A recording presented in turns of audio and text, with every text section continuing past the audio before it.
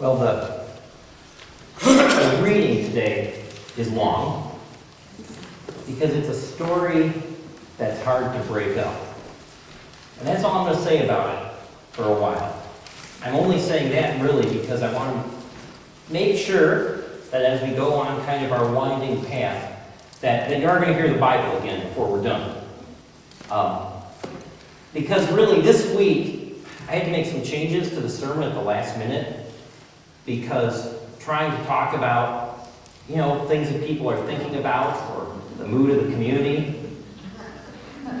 There's really only one thing. It was almost like a dare. Like, I dare you not to bring up Matt Howard at the beginning of your sermon in Connersville, Indiana, in case you guys are wondering why this is so crucial.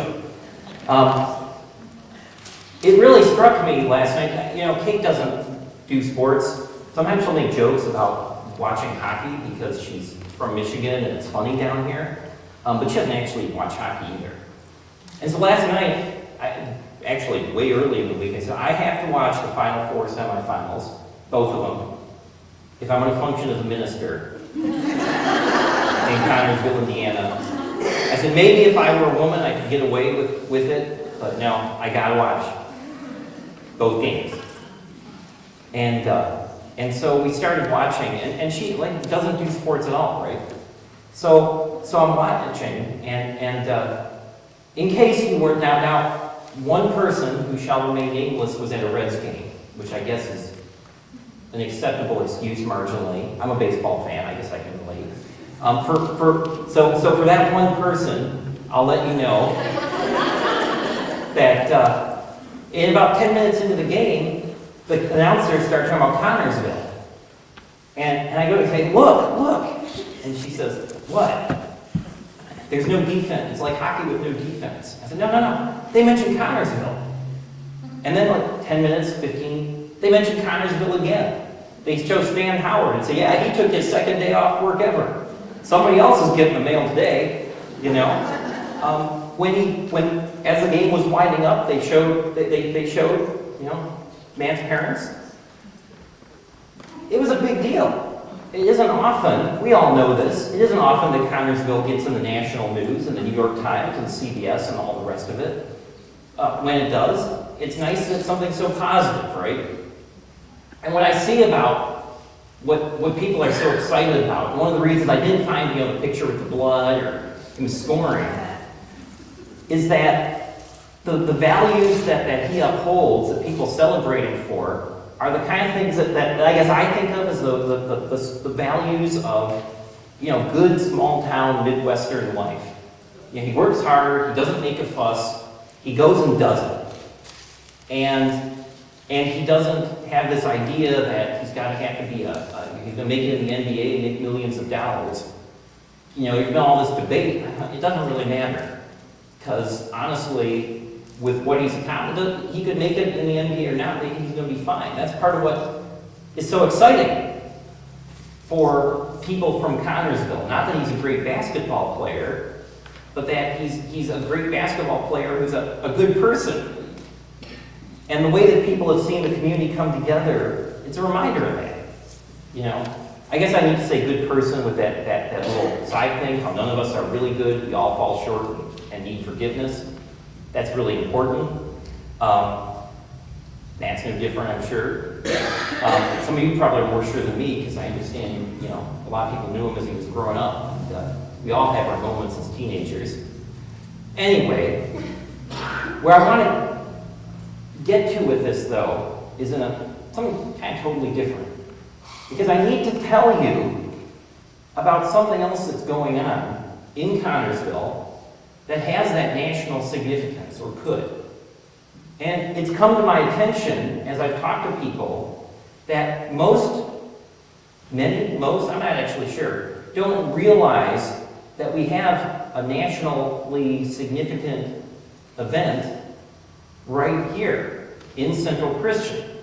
I'm going to throw up some numbers, and this is not going to be something like the sermons you've usually heard, but it's important, because I want you to understand exactly how significant this is. I'm talking about new friends. You might have seen that coming. I'm going to start by saying, as an introduction, New Friends is the most efficient assistance program I've ever seen. I'm on the internet. As far as I know, this is the best thing around. Okay? And I come to realize that people in the church don't necessarily know that we're doing that Howard-level work. By which I mean not just that it's good, but that it has the power to draw national attention. It's significant not just for Fayette County, but for the whole country, maybe beyond. So I also want to start out by saying that I'm going to be asking you for support in this outreach. I talk about reaching out a lot. One thing about reaching out does not mean giving somebody a check.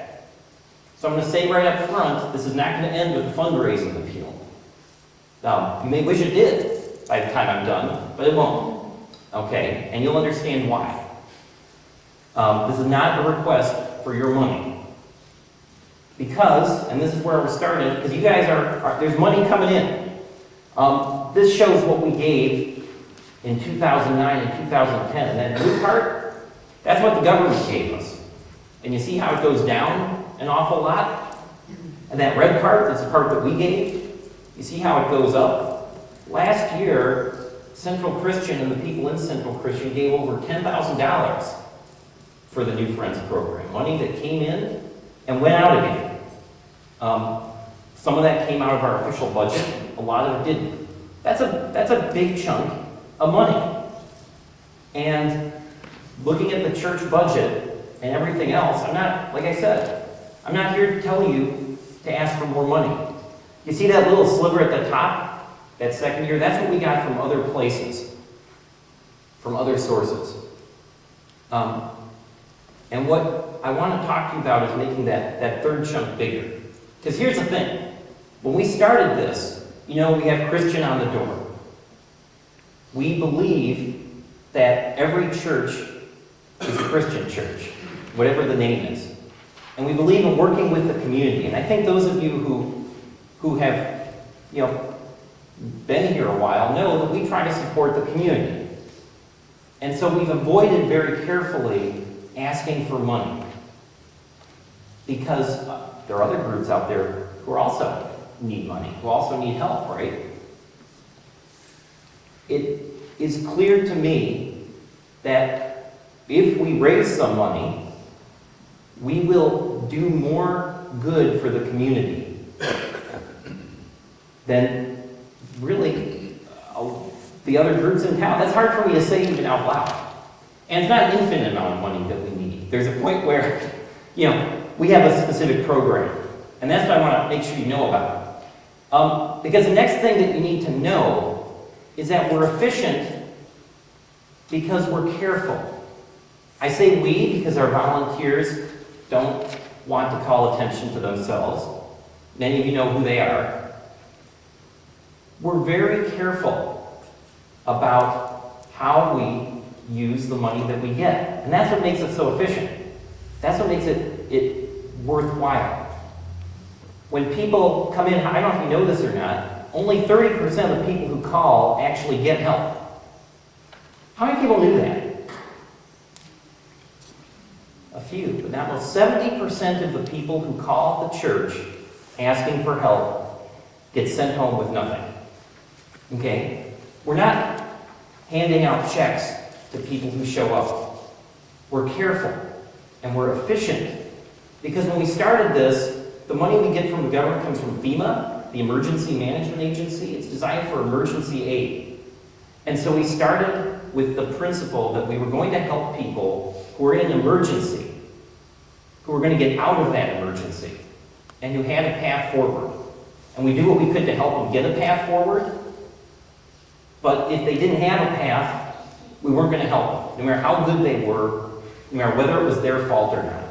Okay, we're not looking only for the people who are best off or worst off. We're looking for the people who are going to be able to get out of the situation they're in. What that means is when somebody comes in and they're homeless, and they need a place to stay because they and their kids are out on the street because they have no income, they don't get help. When someone comes in because their unemployment has run out and they have no way whatsoever to make that income up, they don't get help. And it's not because they deserve what happened to them. It's not because they're bad people. It's because their situations are so bad that all we can do is get them over for a few more weeks. And right now in this community, there are people who they're just on the edge of the cliff. And all they need is that one push back over the cliff that'll keep them going. We're pretty sure this works because very few of the people who we help call back. We say we only help people once a year, but even beyond the year, we have now 3 years of records. About 80% of the people who receive money from the church don't call back for help in the future.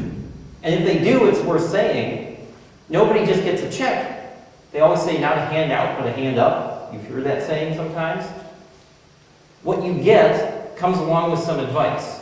Here's what you need to do to make sure that you stay on track or get back on track.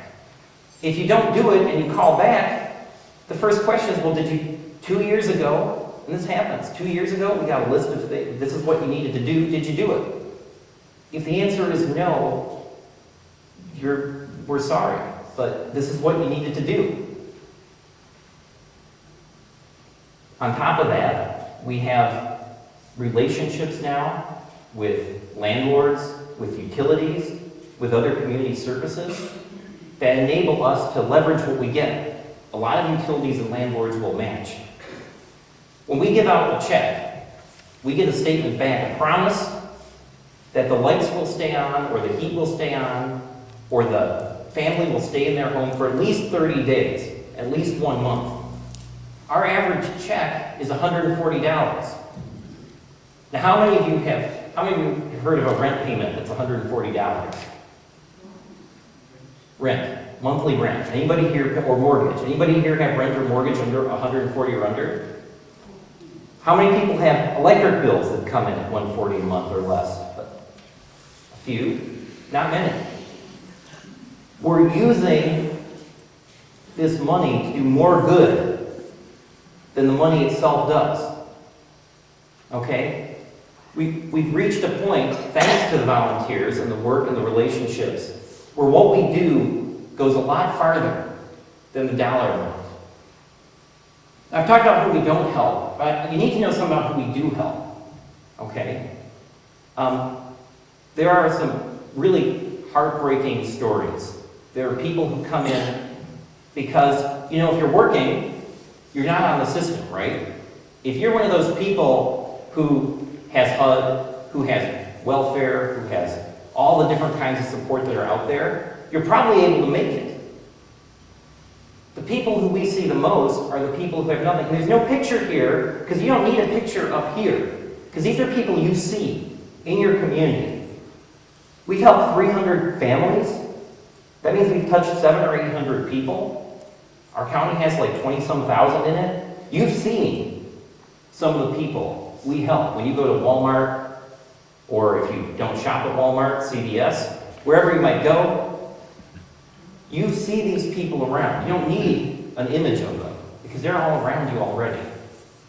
They're people who, have an hourly job with no sick time, get sick, hurt themselves on the job, and don't know that they have to go to the doctor, because frankly, they can't afford to pay a doctor anyway. So even though they're hurt on the job, they can't get workman's comp. So they're out for weeks. They need that little push to get them back over the edge. Sometimes it's not even the person who's sick, sometimes it's mom who watches the kids who get sick. So single mom, has to go and do something to take care of the kids until mama can do it again.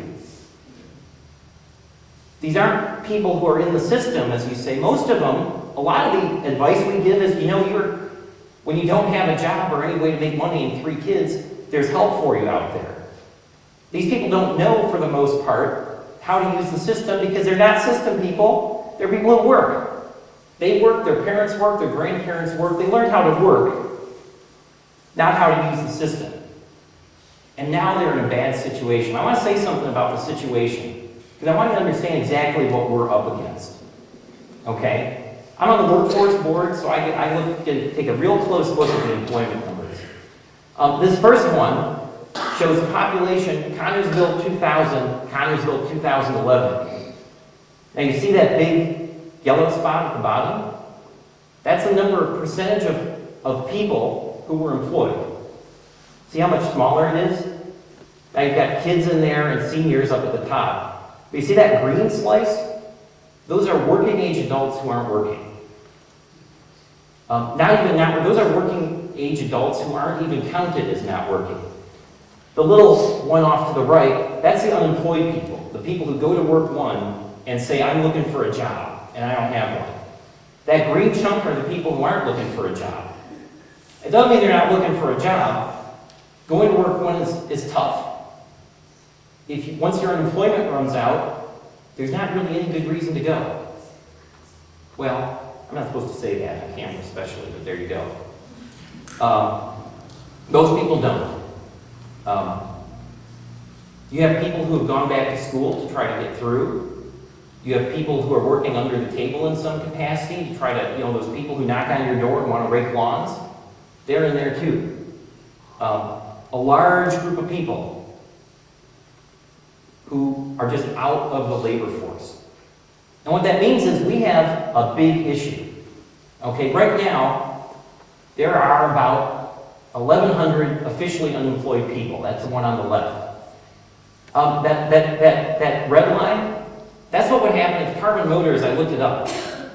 Remember Carbon Motors? But think about this. This is what really shows you. 900 jobs. Okay? Carbon Motors wants to bring in 900 jobs. That's what they say. That shows 900 jobs plus the jobs we have now. And that middle one, that would bring our unemployment rate down. But the second one, the one on the right, that big tall bar that's up over 10,000, that's the number of jobs we need to have so that the same percentage of working people, of working age adults, were actually working as were in 2000. Okay? There are so many people who have just given up that we could lower our unemployment rate with, 1,000 jobs, 900. But in order to actually get back to the point where as many people are working as were working in Connersville in 2000, we'd have to get 2,500 new jobs. You look at what it costs to get a job started, you're talking about $1 billion or so in investment is what it would take to get us back to where we were 11 years ago. Okay? We're not going to get $1 billion in investment in the next year. The situation here is bad. And it's going to be bad for a while. There are not jobs for everyone. There may be jobs for everyone who knows how to clean up and look professional and go out and work. But there are a lot of hard-working people who just can't get work here. That's just how it is. And that's part of the situation we found ourselves in, right? We're here to get people over an emergency. And 2 years ago, 3 years ago, it looked like the emergency was on, we were going into the emergency. And we kind of figured, if we're only going to help you once until you get back on track, eventually we're going to help everybody who gets in trouble, right? Well, wrong. More and more and more and more people are getting in trouble. And it's going to get worse, not better.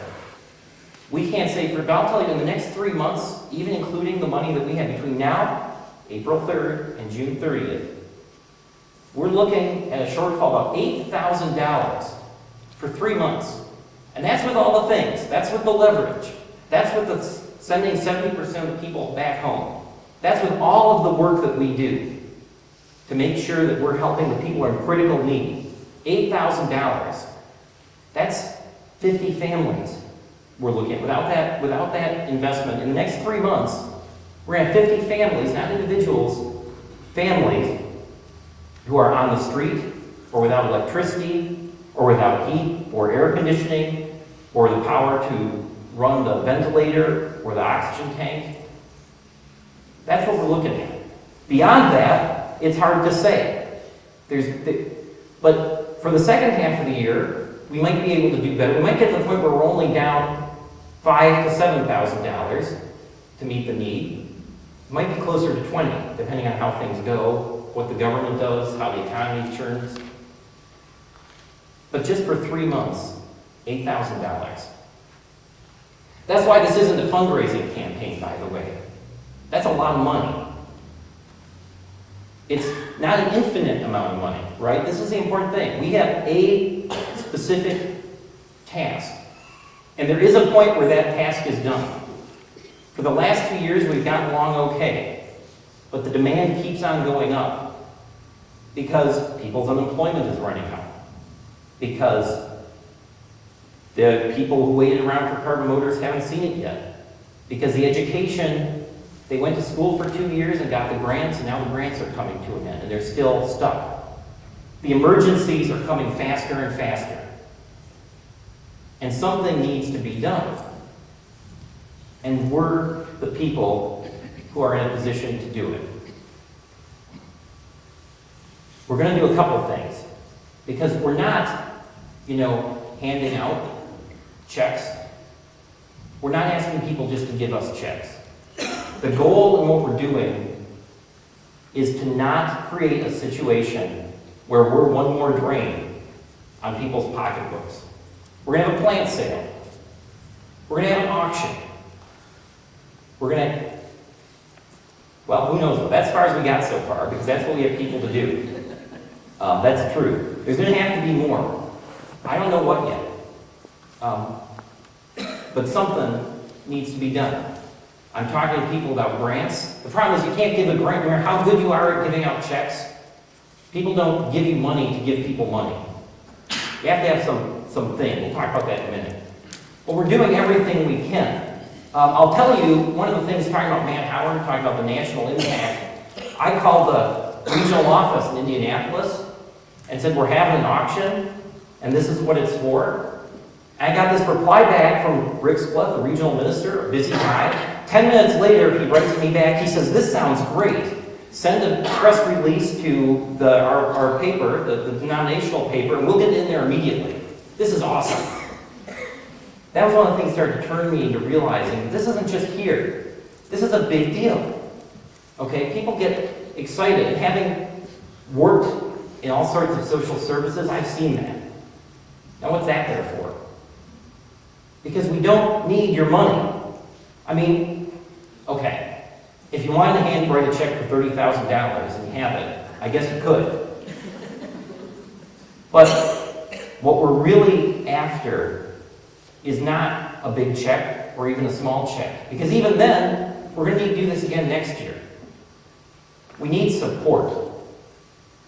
We need people to help build this up so that we can draw in. We need you, if you're one of those people with an attic with stuff in it, to pull some stuff out of your attic. Even if you think you might want it someday, pull it out anyway. We're going to need some people, if you don't have an attic, to get some stuff out to help haul those boxes down. We have, I want to say, we have the people to lead these things. This is too important to be half-baked. This is too important to just kind of slide into or leave to chance. We're going to do this, and we're going to do it right. And I didn't get up here until I knew that we had enough people to make sure it happened right. But the people who are ready to run with this, who kind of surprised me. I didn't know if we would have the people to lead this. And Jesus says at one point, not in this reading today, which I haven't forgotten about, that he says, pray for the Lord to send workers into the harvest. And it actually works. People who I didn't think to ask at first, just kind of called and said, maybe there's some chance that they might be willing to help. Jumped up and said, I'll run with this. So we need some people to come along, on those lower levels, maybe. I don't know. Depends on whether you can put yourself wherever you want. If you think the person in charge is at the bottom holding everybody up, or if you think they're at the top smiling, either way. We need support. We need to do this together. And we need to do this. I've talked a lot about lessons from the older generation. And somebody said to me, you use the word old an awful lot. And I said, well, you have to remember, my grandma didn't really start having fun until she turned 70. So to me, old, I mean that. To me, old is not a bad word. It's part of why I'm here. One of the things that I have learned from people in that generation that my grandparents are in, that I didn't learn from my parents or their generation, and again, I'm saying this on video, so they can complain if they want, was that when you got to do something, sometimes you just got to do it. I gotta say, one of my parents didn't work. Except they didn't make me work. They were being nice to me. The people who went through all these experiences, depression, World War II, rebuilding really the whole world, sometimes you just got to do what's got to be done. And something I value very much is that lesson, that sometimes you just got to do it. You may not feel like it, you may not be looking forward to it, but you got to do it. But here's the thing, okay? This is not about guilt, okay? Even when I put that down, I was worried that might sound like I'm trying to guilt people into something. This is about pride. It's about two kinds of pride.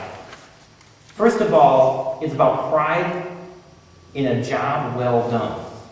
Okay, we are doing something here that is just excellent. We have something here to be proud of.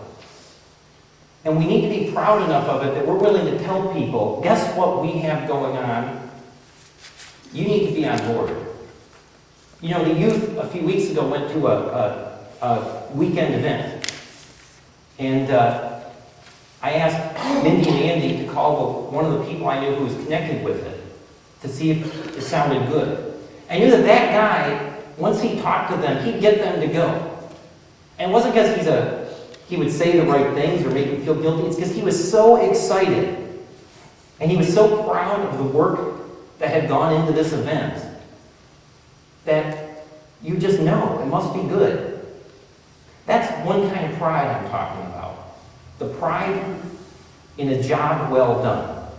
And that's better than guilt for getting you through, because guilt can get you to do something, but it can't get you to feel good about it. Guilt can get your lawn mowed, but it's pride that has you look around and say, my lawn looks good.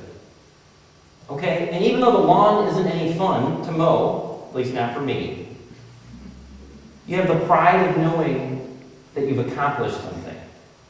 That's what gets you through whatever it is. Those practices, the day-to-day grind, all those things. Because there's something really important to be proud of at the end. And I guess if basketball can change the world, maybe something a little more obviously directed toward helping people can change the world too. And it isn't about us. Finally get the Bible, I did forget. The thing that I like, there's so much in that reading, it's long because there's no way to separate it. It all goes together. I could probably do 2 months of sermons on that one story. But the man born blind in that story, he's supposed to be us. I don't know if you knew that or not. He represents us. We start out blind. Have you ever heard that one? I once was blind, but now I see. You might have noticed how they updated the language. That's where that line came from. That man is supposed to be all of us. And one thing about that man is he's not that smart. He's not that well-spoken. He's not that brilliant. He just knows that he met Jesus, and he says what he knows, and he goes and does it. That's where we are. Central Christian is not the biggest church even in Connersville. We're not the richest church even in Connersville. We're not the only church or organization that does good things. But we found one thing that we do really well, that we can be proud of. that people need our help with. And so it's time for us to take some pride. And if you listen to this and you just feel guilty, one more thing I gotta do something else. One thing I've come to really believe is that God will provide. You don't have to be the one providing. God will provide. If you're sitting here saying, wow, this is something, maybe then that's God talking to you. But no guilt. I say that now because I want to be real clear about what we actually need. Okay? I mentioned the attic. I mentioned the support. We need to continue to work in ways that reach people. The reason that our program is more efficient and more effective than other things like it is very simple. It's relationship. The volunteers we have take the time to build some kind of relationship with the people who come in and call. You know, I've seen it. People say they didn't treat me like I was a charity case. They treated me like a person. And getting to know them, we get to know a little bit about the good and bad. You know, some of those 70% of people who get turned away are heartbreaking. Honestly, some are not. That's the nature of getting to know. But you have to do that relationship building, even with the people you're not so maybe excited about, the people who aren't trying, the people who aren't working, the people who are waiting for their check. You build the same relationship with every single person. So that whatever you tell them, whether you say we're giving you money or we're not giving you money, you can be sure that you're doing what's best for them. Right? Somebody who's learned to live on handouts doesn't benefit from another handout. Not really. Even that 70% of people, I kept writing, we don't help. We do help. We just don't help with money. The money's just a piece. And as people have asked me, what do we need to do to make this more life-changing? The answer is real simple. We need more relationship. It's not a coincidence that I recently said that relationship doesn't mean you change them. Relationship means you allow them to change you. Okay, getting into relationships with people, that's hard. That's scary. That's a challenge because it changes you. And we've gotten this to the point where the volunteers we have, a small number of people in our church have entered into those relationships. I shouldn't say just the volunteers, because some of the people who aren't volunteers have gotten involved.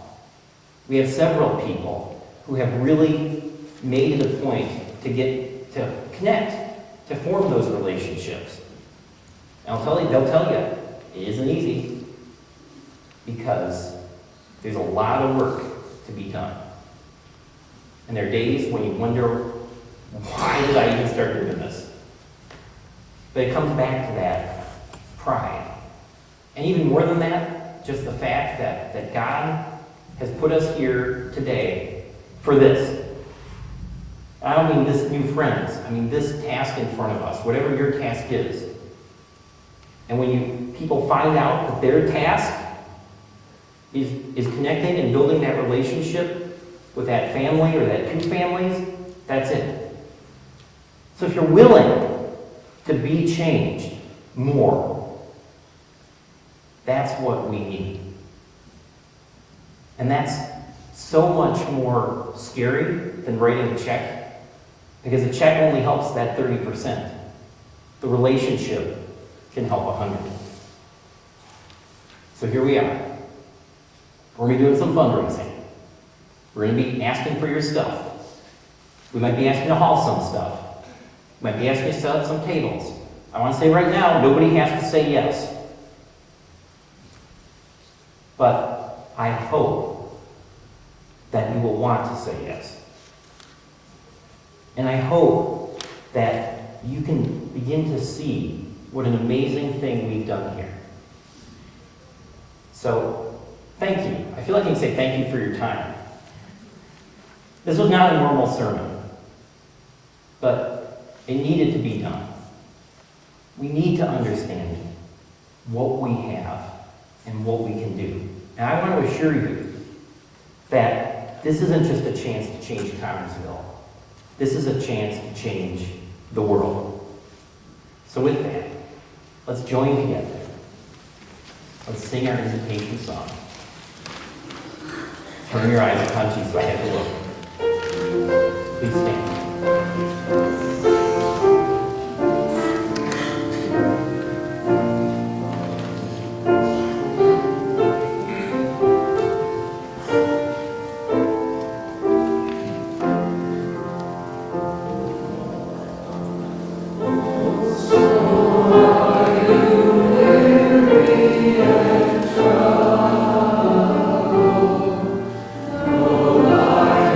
Thank you.